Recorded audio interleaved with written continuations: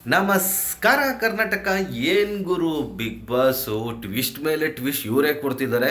ಈಗಷ್ಟೇ ಒಂದು 2 ಅವರ್ ಹಿಂದೆ ಒಂದು ಪ್ರೋಮೋ ಬಿಟ್ಟಿದ್ರು. ಆ ಪ್ರೋಮೋದಲ್ಲಿ ನೋಡ್ತಿದ್ರೆ ನನ್ನ ಪ್ರಕಾರ ಏನು ಗುರು, ಪೋಸ್ಟರೇ ಚೇಂಜ್ ಆಗ್ಬಿಡ್ತಾರ ಗುರು.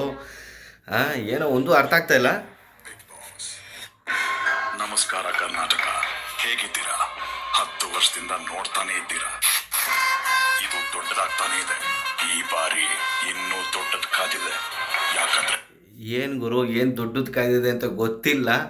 ಏನೋ ಒಟ್ಟಿನಲ್ಲಿ ಇದು ಹೊಸ ದಶಕ, ಹೊಸ ಆಟ, ಹೊಸ ಅಧ್ಯಾಯ. ಹಾಗಾದ್ರೆ ಆಂಕರು ಹೊಸಬ್ರಾ.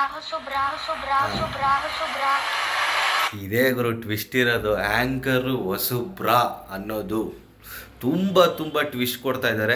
ನನ್ನ ಪ್ರಕಾರ ಹೇಳಬೇಕು ಅಂದರೆ ಇದು ತುಂಬ ಅದೇನಂತಾರೆ, ಒಂದು ಫಿಲಮಲ್ಲಿ ಟ್ವಿಸ್ಟ್ಗಳು ಕೊಡಲ್ವಾ, ಆ ಪ್ರೋಮೋದಲ್ಲಿ ಅದೇ ಥರನೇ ಇವರು ಅದೇ ಥರ ಟ್ವಿಸ್ಟ್ಗಳು ಕೊಟ್ಕೊಂಡು ಹೋಗ್ತಿದ್ದಾರೆ. ಹೋಸ್ಟ್ ಮಾಡ್ತಾ ಇರೋದು 99% ಸುದೀಪ್ ಅಣ್ಣನೇ ಅಂತ ಗೊತ್ತಿದೆ. ಅದು ಗೊತ್ತಾಗಬಾರ್ದು, ಇದರಲ್ಲೇ ಒಂದು ಟ್ವಿಸ್ಟ್ ಇಟ್ಬಿಟ್ಟು ಜನಗಳಿಗೆ ಕನ್ಫ್ಯೂಸ್ ಮಾಡಿಬಿಟ್ಟು ಒಂದು ಪ್ರಚಾರನೇ ದೊಡ್ಡದಾಗೆ ತೊಗೊತಾ ಇದ್ದಾರೆ ಅಂತ ನನಗೆ ಅನ್ನಿಸ್ತಿದೆ.